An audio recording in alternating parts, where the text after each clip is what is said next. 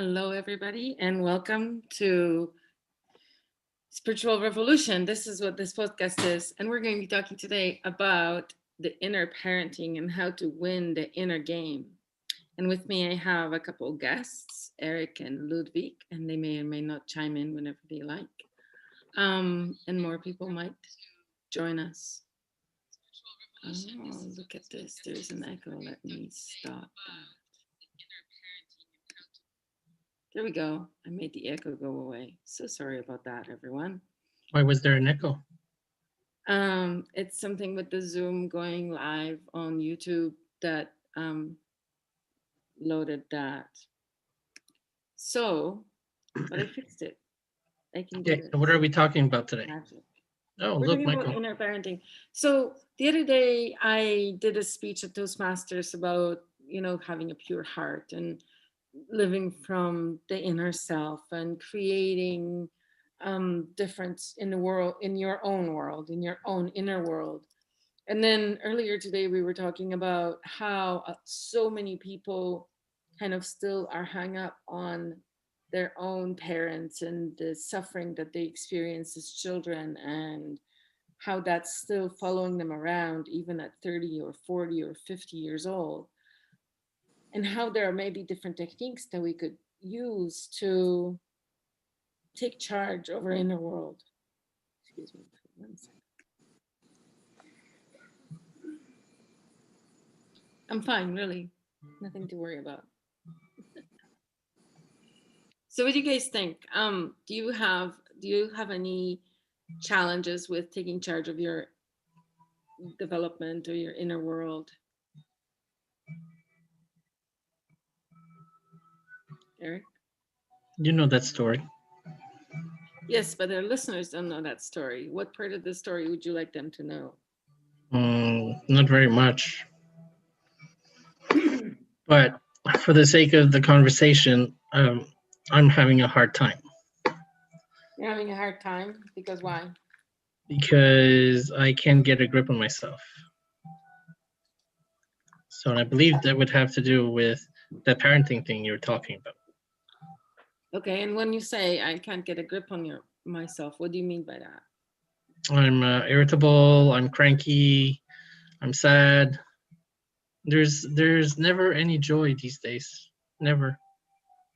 Okay, and is there anything that you do take joy in your life? I don't know at this point. Because why isn't there any joy? Like, who is the one who designs your life without joy? It's a very good question. Oh, Caleb, welcome.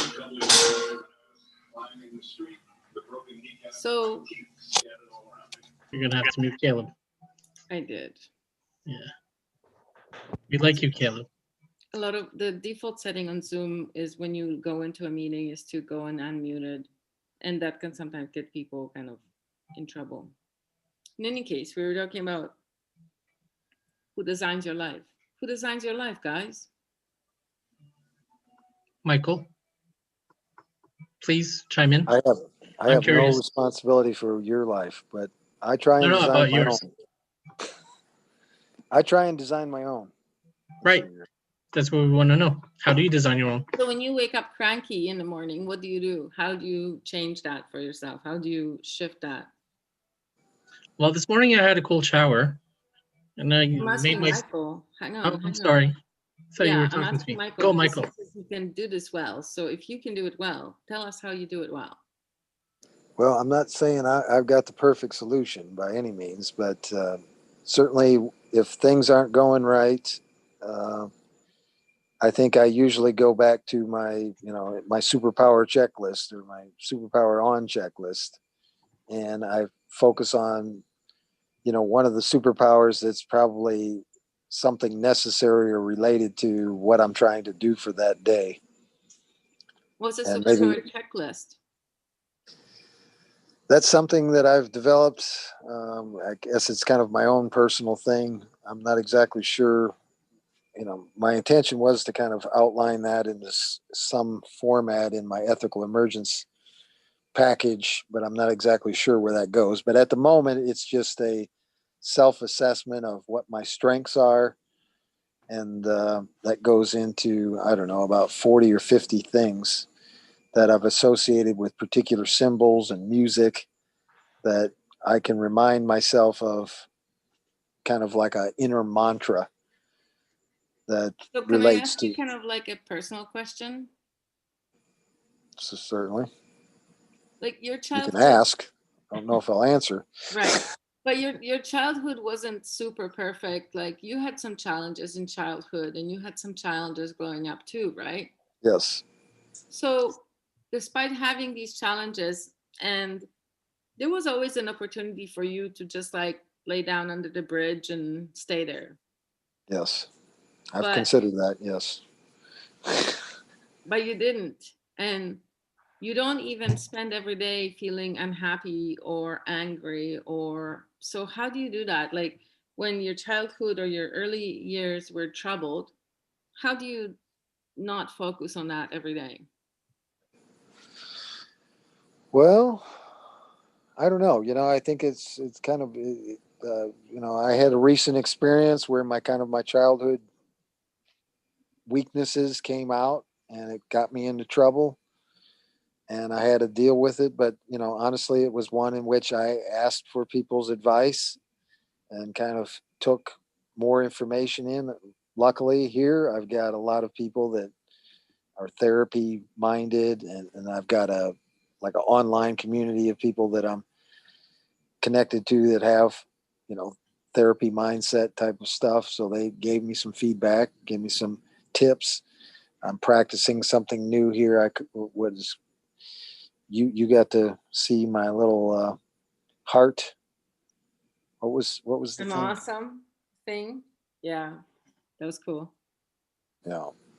So it's those kind of things. So it is something that it's a learning experience where, as I identify a problem that I have that's related to something, like you were saying, like the way my shoulders are pushed forward, and just kind of going through the stretching exercise of stretching my shoulders back into the right position, and then how does that make me feel? It definitely changes my perspective. It opens up my heart, and yeah, and so that there again is kind of a tie into I'm improving. Right. Yeah, so just rotating your shoulder cuffs and cuffs, and sitting up more in alignment with your spine will allow more energy to flow through your body and will clear out the cobwebs, so to speak, you know. But I think that, so depending on the mind, and certainly Eric has talked to me about some of his challenges.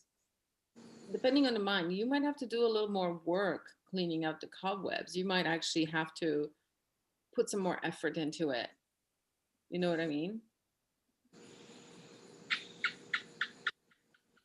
Like for some people, it may be enough to just, do the checklist every morning and they could keep in positive mindset and whatever, right? But for some other people, but that's like everything, for um, some people are comfortable, can eat whatever they want. And if they want to lose a couple pounds, they just go on a diet for a day. And then other people get really stuck in their ways and have to work harder to change their habits, right? And I think that self deprecating or self criticism is one of those habits that's just like, it's like smoking, right? We do it every day. Oh, I'm poor. Oh, I don't feel comfortable. Oh, my parents were mean to me. Oh, my life is bad. Oh, there's luck, or down or up or whatever. You know what I mean? Whatever's happening, you can always zero in on that one thing that's happening, but you have to focus. You have to put some effort to zero in on the one thing that's happening that's good. Like Eric, didn't you have a croissant the other day with the whipped cream and the cherries and stuff? I haven't had one in like 4 days. 4 days ago. That's so cool. How was it? Delicious. Wasn't it? Yeah. That's So what right. did you do today that was delicious or decadent? I finished the pretzels I bought yesterday. You had some pretzels. Were they awesome? They were awesome. So when you're sitting there at home by yourself and thinking about how you're not happy about this and that, why don't you just focus on whatever you have control over? Now I have no control over anything right now. You have control over the pretzels and whether you eat them or not. You have control Mhm. over the car to go get more pretzels. You have control over that. I suppose. But now it's closed. Now it's closed, but you They could go close at 5. tomorrow. I could go tomorrow. You could also go to the woods right now and stand among the stars and see the more stars than most people in the world will be able to see if they go outside right now. Can't. It's raining, so it's cloudy. It's horrible. That's so sad. It is. No, Probably but driving around, seriously, see it's deers your on the road. responsibility. It's your responsibility to shift that mood, to move, to take your eyeballs from here and move them here. You have the neck control. Was there anything There's, that Michael said that resonated? Oh, sorry. Go ahead, Michael. well, I was just going to say, there's a Joe Dispenza, I think it's how he pronounces his Yeah, last name, Dispenza. Yeah, video. I just listened to it this morning. That was really pretty inspiring to me, talking about, how your body, like, your mind is one thing and your body is something else. Your body is like your feelings and your mind is your thoughts. And so getting your thoughts and your body in alignment is one of the things that we need to do. And in a lot of cases, a lot of the bad habits that we uh, have in our lives are like addictions. The body is basically used to having that stimulus on a regular basis, and so it's kind of created uh, a sustainable environment in which you can be practicing a bad habit, and it is like an addiction. So like getting over that means that you've got to like be able to visualize a different kind of in existence in so much that your body starts to feel like the way that you want to be. And so I think that Say that Dispenza, again. I'll send that to you, Eric, if you want, or maybe we can put it on the thing. But it's I think it's about an hour long, but it does really go into some of the details about how your body responds to like trying to break out of a habit. In fact, he's got a book called Breaking the Habit of Being You, I think and it's pretty extensive, but um, That's pretty that's cool. certainly something we have to contend with when it comes to changing the way that we are and the habits that we have. When I lived in Calgary and I went to the spiritual community, there was a shaman there who spoke sometimes on Sundays, and he would tell this story about the backpack. You guys heard about the backpack? So when we go walk through life and we have positive experiences, good experiences, we tend to just accept them and let them go, accept them and let them go. But then when we have negative experiences, we end up putting them in this magical backpack that we carry around on our back. And every time something bad happens, like you stub your toe or somebody cuts you off in traffic, or the government's doing something you don't agree with, or your girlfriend moves to Mexico with the dog, any one of those things, we just stuff them in the backpack. And then every now and then we sit under a tree, we put that backpack on our lap and we sort of wallow in all the negative experiences. But in reality, what we should be doing is we should empty that backpack, rinse it out in the river, and put all the good stuff in there. And every now and then sit there and go, wow, you know what, 4 days ago, but that croissant, geez, that croissant was so good. I know it was 4 days ago, but man, that was a good croissant. I really like that croissant. And those pretzels, dude, those pretzels. You know what? When I went outside, the green leaves and everything was vibrant and alive. And oh my gosh, that was so great. Who's typing? Who's typing while I'm talking? Who's doing this? I believe it's me. Sorry. I'm talking to you and you're typing. What is the point of me talking then? Somebody else talk to me. Pablo, how are you doing? Hey, what's going on? I'm doing all right. I I'm just just, decided to do a show on inner parenting today. Where do you need inner oh, parenting? oh What's wow, look at that. what's the weakest link? What do you mean? What's that? No, What's no, I inner said, parenting? no, I said, wow, that's ironic. Oh, Yeah, I could definitely use this content. So it's a good thing that I'm here. where are you failing yourself where it comes to inner parenting? Uh, wow, where am I failing myself? Um, I think the places that I'm failing, I'm starting to recognize. But like, Um, what kind of a dad are you? Are you too permissive, or are you too strict, or do you let your inner Pablo eat too much junk food or not enough junk food? um, I guess you could say I'm on the strict side. I could be kind of tyrannical with myself, even at home sometimes. Like I'm very like, I don't know. I'd like to think of myself as a disciplined, type of person. Disciplined or mean to yourself? Um, yeah, I could definitely be mean to myself for sure. Uh, you could be your own hardest critic, right? Um, but yeah, I guess the strict is, I guess, the way I would answer that question. So is it too strict for your liking? Like if you were a 4-year-old, would you find it oppressive? Hmm.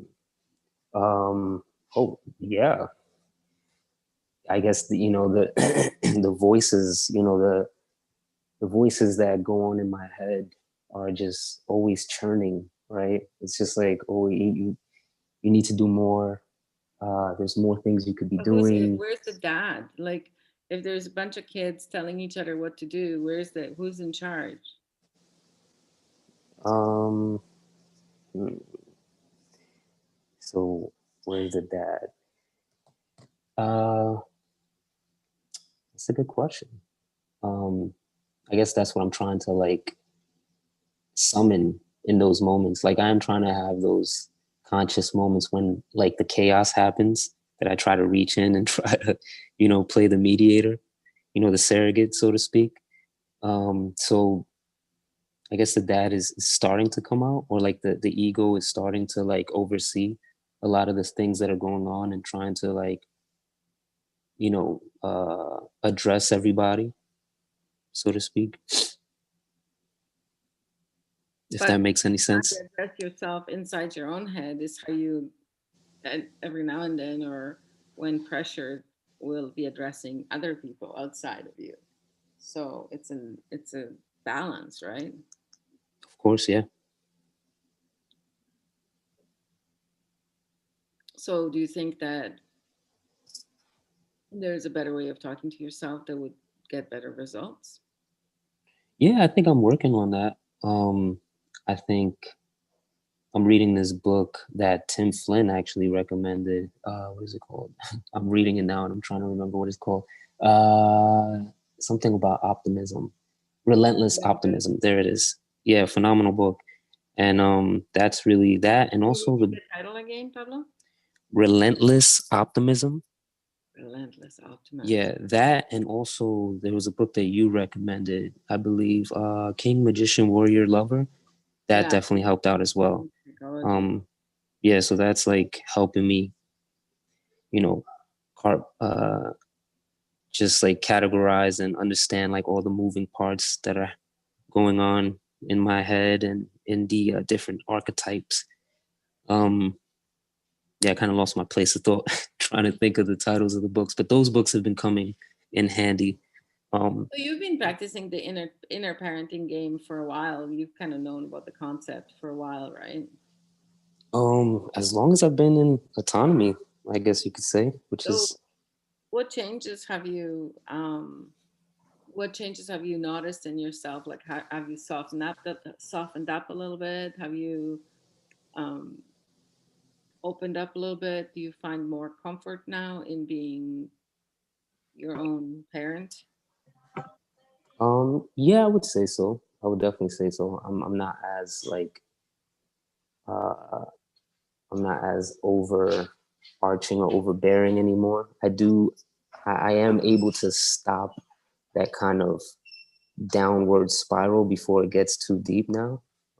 As far as I can distinguish at the moment, you know, sometimes you get into that never ending, pit um, that I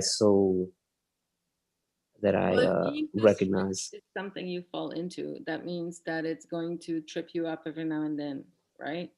Oh But the yeah, thing is to have tools in place that would help you go back to being the balanced king, the leader that you right, want to be, the dad that you've always wanted to have, or whatever. exactly. Nothing to do Yeah, with your outside biological dad, everything to do with your self development and who's in charge up here. right. Yeah, I think that's where the strictness comes in, where it's like I think I need those barriers. I need those like um yeah, I guess what do you call them? Like the gutters when you're like bowling, right? And you have the bumpers. Like I need those parameters set out for myself because if I don't have those, like I could get real chaotic, because I don't know where I'm going. And that might be something, my I don't know, in like my past or something that it's just like I need to know where I'm going, what I'm doing, and I need those bumpers, so to Maybe speak, you to could keep me make sane. bumpers a little bit softer. Yeah, that's a good way to look at it. You can still be somewhat strict, but be kind when you speak to yourself. Yeah, Whatever goes inside your head will come out at other people. yeah, So that's very if true. you're too mean to yourself, then when you're stressed out, it'll just Yeah, so verbal diarrhea at other people. yeah, yeah. You know what's been helping actually? Um, no, it's the thing. Actually playing basketball, like getting out and just playing around helps out. Like that was one of the things I spoke to my wife about. One of the things that I was talking to Tim about as well, Tim Flynn, and that was a thing that's actually like as soon as I come in from playing basketball, like I feel like this lightness. Just I got out and I was able to just release and play and have fun. Like that helps out as well.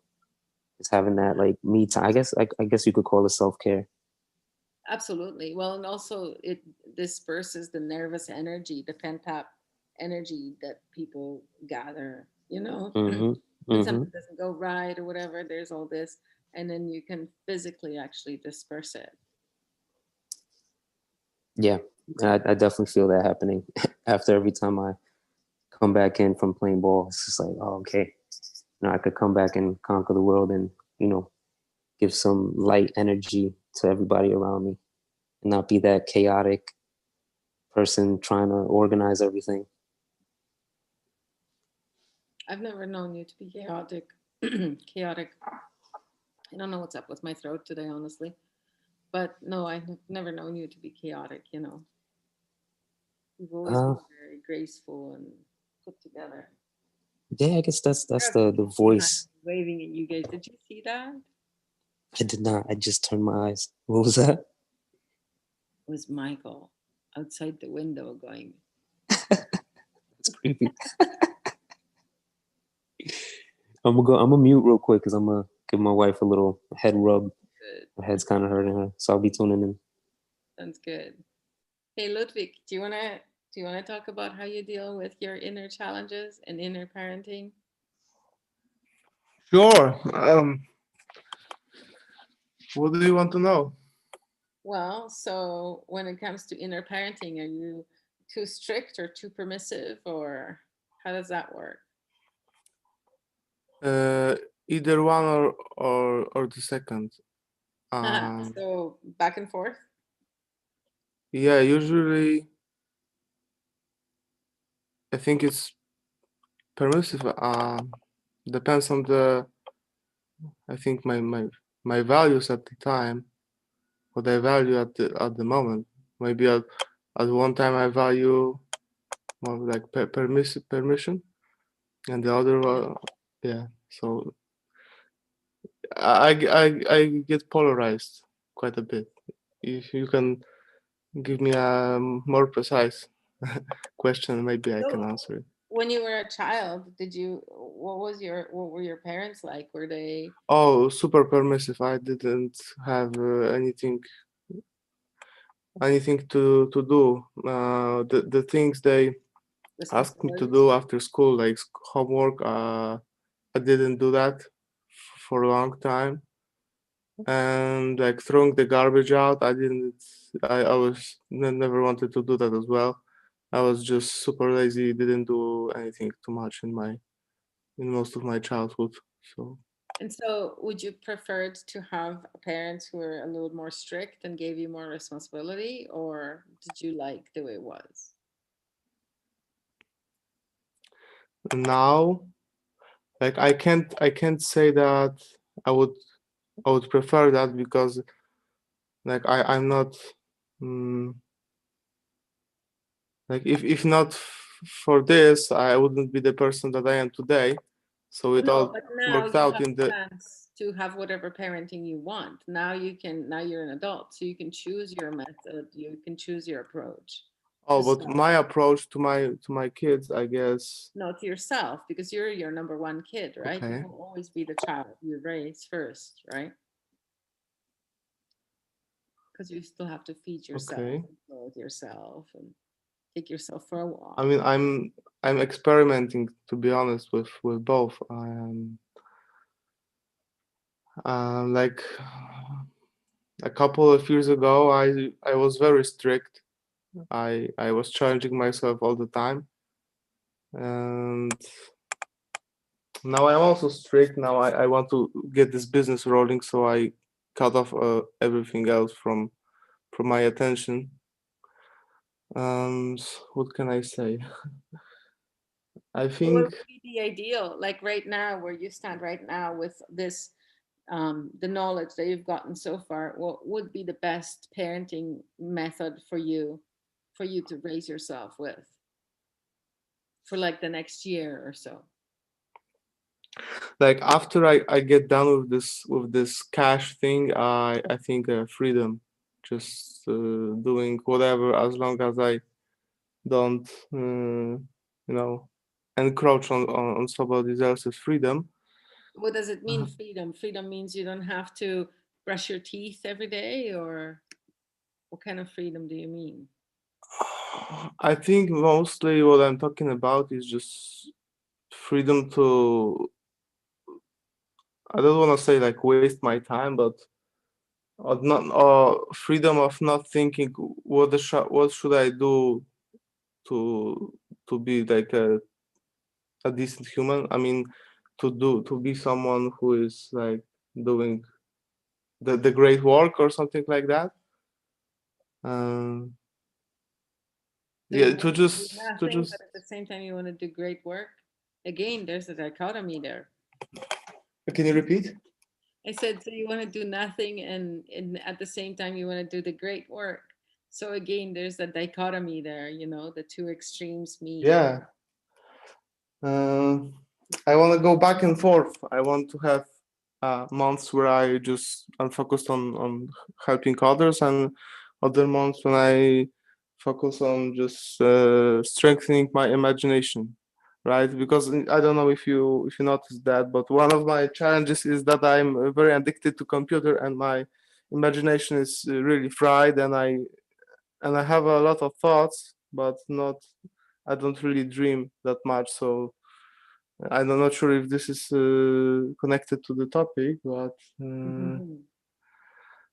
uh, Yeah, no, that's cool. I mean, we're not really covering necessarily imagination today, but we are covering how you develop yourself. So if you notice that imagination is something that you're lacking, you can then go on, like, just like it was, if it was your child. Say you had a 4-year-old little boy named Ludwig, and he okay. So I have an idea. Like, to be honest, like everything I do for the last couple of years is very strict. Even if I want to be free, it's also comes from some type of restriction, maybe just restricting my restrictions or something like that.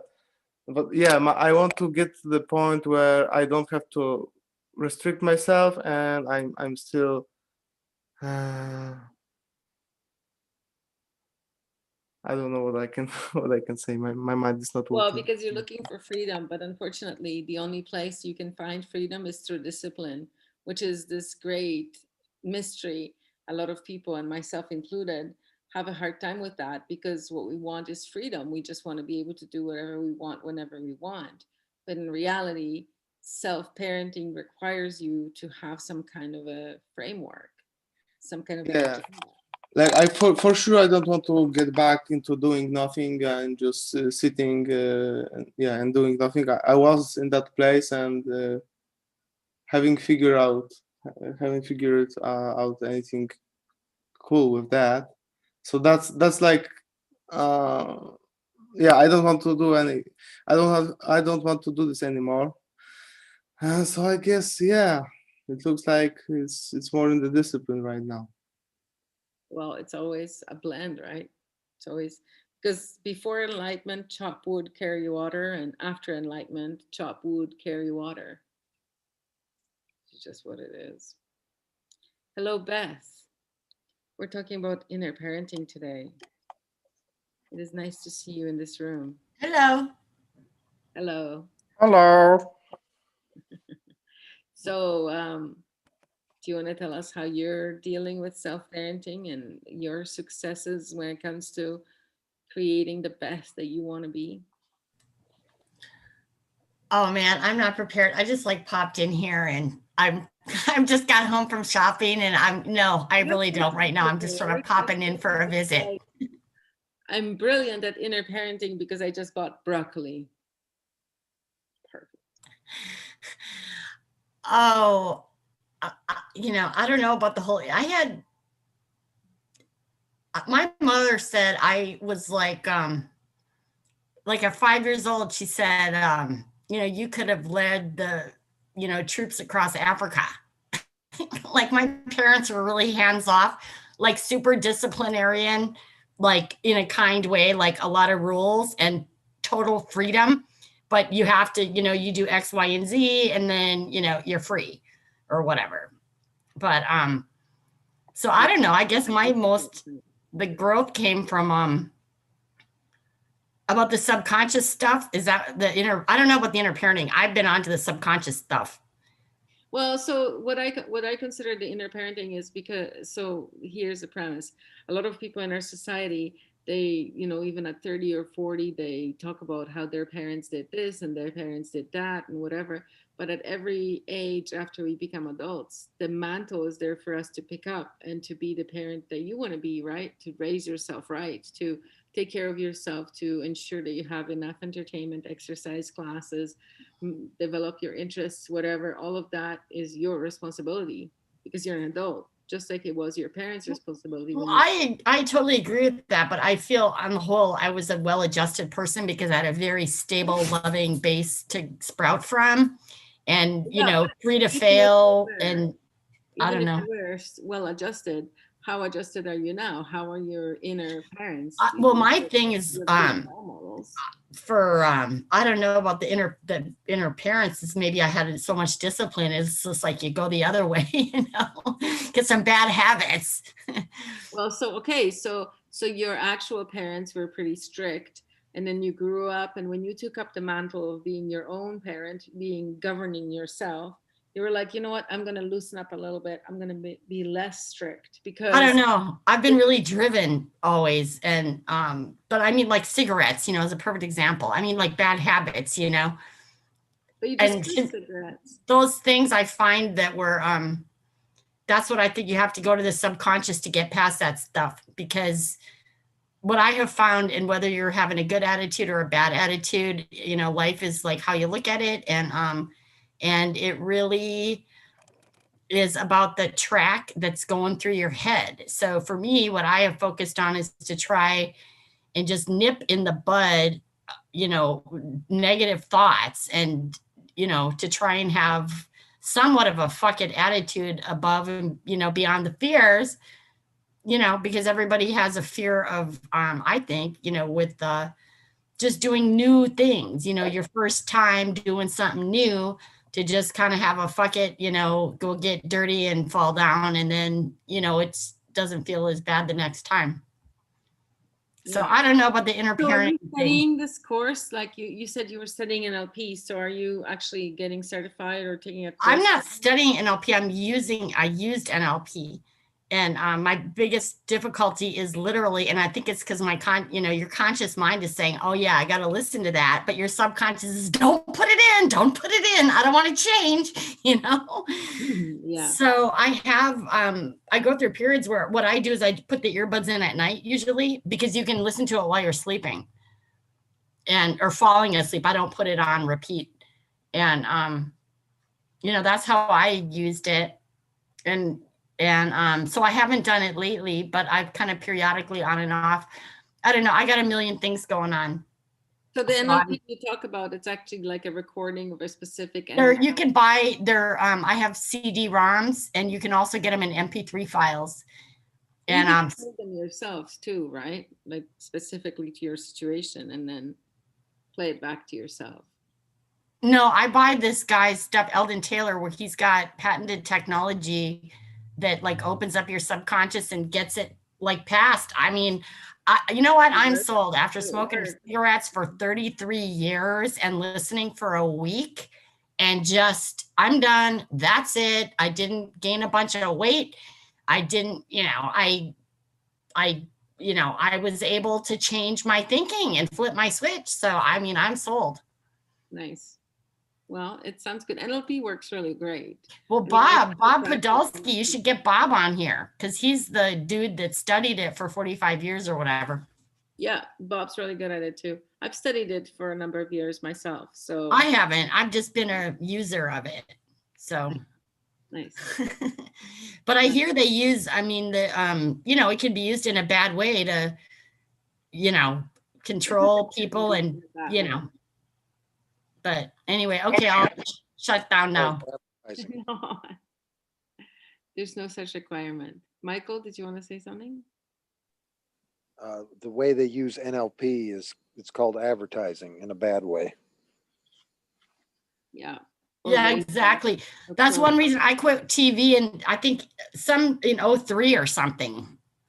I have the TV now turned back on, which I don't really watch, but I've been off TV forever, and it kind of freaks me out when you go to a motel and flick it on and hear all those crazy tune drug commercials where they talk a million miles an hour about these really insane side effects for like some minor complaint or whatever. It kind of trips me out.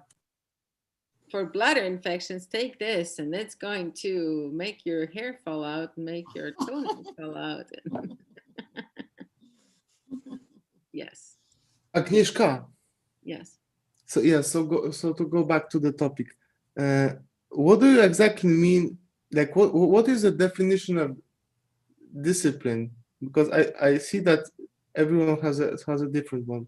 So if you could tell me yours. So discipline has a number of meanings in English, I suppose. One of them could be punishment, but the other one could be framework.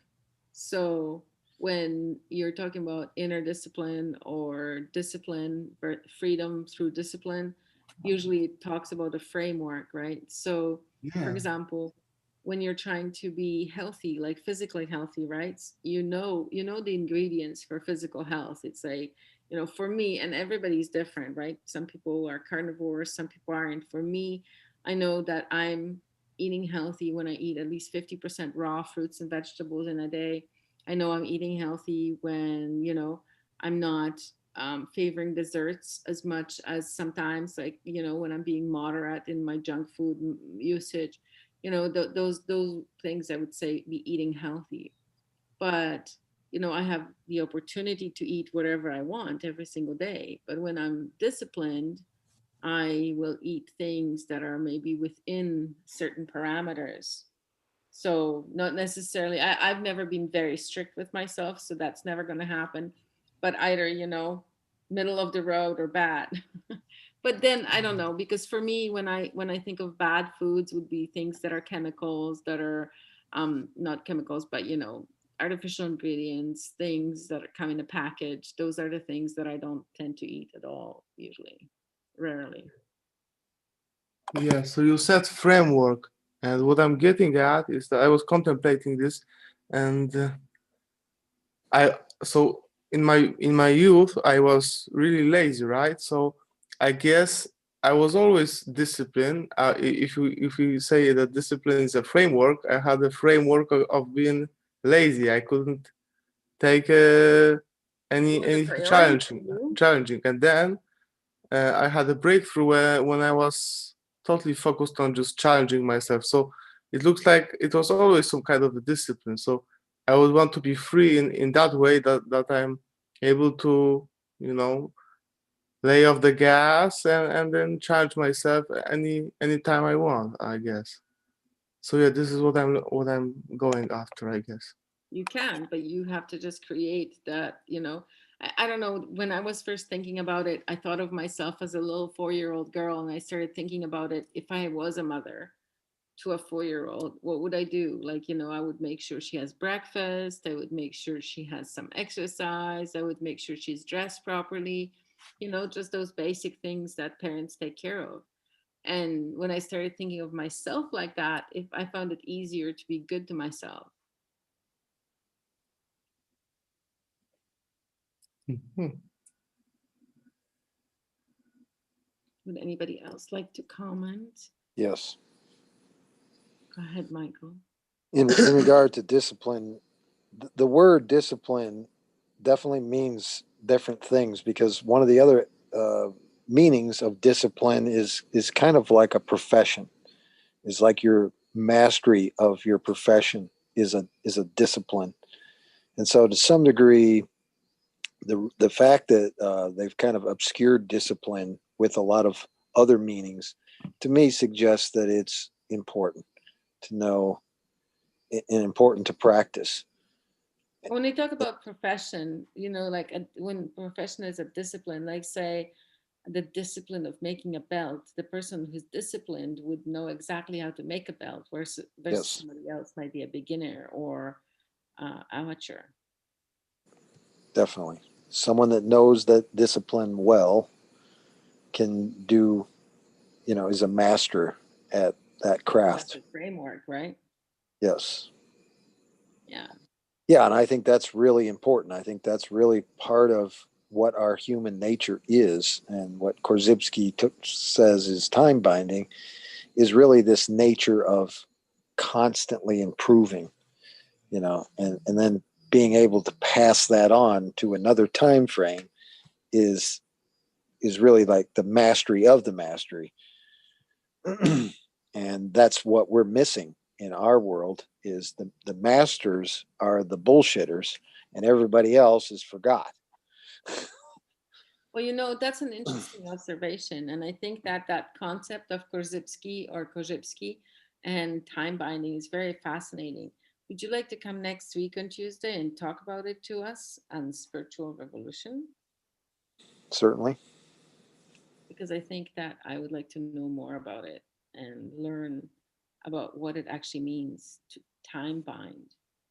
Time binding is very interesting proposition. Well, I just, the gist behind that is that, Korzybski is saying, if you don't know the meaning of words, if the words obscure the real meaning, then there's confusion, and confusion just leads to, chaos. Whereas specific meanings of specific words, and having that understanding, when we communicate with each other, when we have specifics, that leads to a lot of innovation and a lot of discovery, and good things happening. And so similarly to that is understanding our own human nature. And if we have a misconception about our own human nature, it's going to lead to chaos. Whereas if we understand our nature, a lot of good things will happen. And that's essentially what I think freedom is also about, is being able to be free and understand our own nature. Our specific nature is,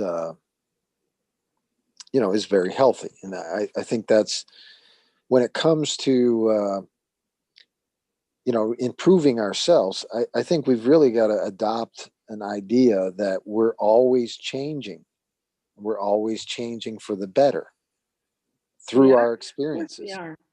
What would we be doing if we weren't changing for the better? We would be decaying, deteriorating. Entropy would be setting in and we'd be dead. Well, and I think that's what a lot of people have been taught, is that, like, you're done learning when you get out of school, for a lot of people. Such a shame. Or you have to pay school to learn. You can't learn outside of school. You have to pay school in order to continue learning. I think that is Yes. the biggest fallacy that we have. Every time you speak about time binding, and I'm really looking forward to talking about it next week, but every time you say time binding, I think about this NLP technique. And it's not because we were talking about NLP today, but there's this technique, say somebody wants to shift their emotional state. Like at the beginning of this show, we were talking to someone who was sad and everything was sad and they didn't see any joy in life, right? So then you can do a tactile reminder for yourself. So you can choose any kind of action, like, touching your ear or scratching your head or rubbing these two fingers together. But you have to choose an action. It has to be the same action every time. And then every time you feel happy, like you're eating that croissant and you feel happy, you're rubbing these three fingers together, right? And then you just rub it every time you're happy. You just rub the fingers together and you just make sure you do it. Like, you don't have to do it for very long, maybe a few days, right? So every time everything is going good, you just rubbing your little fingers together. And then after a week, so this is programming your brain. This is entering the program, like actually putting ones and zeros into your brain. So you're eating a croissant, you're doing these things. You're looking at the stars, you're doing this. You're driving and it feels really good, you're doing this. After about a week, say you're feeling bad, say you're having a really nasty day. If you do this, all those happy feelings will return to you subconsciously, because this means we're happy. Amen. That's a discipline. That's a discipline, but that's also a little bit of effort and a lot of gain, right? And it's just like training. I mean, that's the same thing. When I had a parrot for 20 years, I had a parrot. 20 years I had a parrot. And I did not want the parrot to say no to me. So I came up with a stick method. I would grab a stick and I would put it in front of the parrot. I would say, step up. And it didn't want to step up at all. At the beginning, not at all. But for 1 month, so now I had the parrot for 20 years, but for 1 month, every time I had that stick in front of the parrot, I would make damn sure that it stayed up. I stepped up on the stick. I would put it against it so many times until it stepped up. I would sit there for 25 minutes sometimes going, no, you step up right now. And so the only thing that the parrot had to learn is that if I have that stick in my hand, I'm not going to give up. That's the only thing it was learning. For a whole month, I was teaching my parrot that if there's a stick in my hand, I'm not going to give up. But you know what? After that 1 month of sacrifice, several hours probably, doing this thing over and over and over, very disciplined, never giving up, never backing down once the stick was in my hand, I never had to do it again. For 20 years, minus 1 month, every time I had a stick in my hand, the parrot would step up without complaining. Super, super, super easy, because you've trained it, because you programmed its brain. Now, she didn't have to step up if I gave my finger or anything else, but if I had stick in my hand, that was the command, that with no exception. And as humans, we can do the same thing for ourselves. We can train ourselves to respond in specific ways to specific stimuli to make ours better, to make us happier, because everybody's trying to program your brain, but who's got your best interest at heart? That's a very good point. That's also kind of what your subconscious, that's how you train your subconscious, is similar to what you just explained with the parrot example, you just have to consistently do it for a period of time until your subconscious accepts it. Just like riding a bike or anything else, when you train yourself to start, doing something different. But yeah, what you're expressing there is really your conscious will to change for the better. Yep. And if you understand how to do that well, and I think this is what the ethical emergence course is about too, is just being consistent in your effort is what the future brings. Yeah, So- the ethical emergence course is very cool. I really enjoy taking it. So, just saying. Are there any closing remarks from any of the participants today, seeing as we've almost run out of time?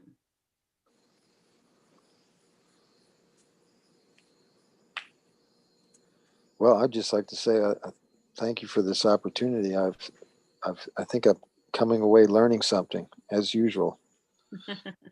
Nice. I'm so glad. And Eric, did you want to comment or say anything? Did you learn anything?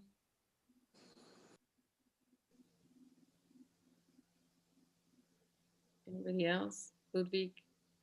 Pablo. Oh, Pablo is unmuted. There you go.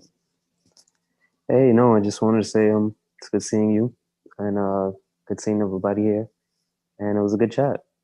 Just glad I tuned in. I'm glad it was useful. I hope it's useful for every single one of you guys on some level. And I am back after the little hiatus, and I will be doing Spiritual Revolutions on Tuesdays. So I hope you can all tune in and come and have more interesting conversations. And sometimes I'm planning to have guests too. So, never know what's going to happen. Anyway, thank you very much, everybody, for participating. And you have a wonderful evening.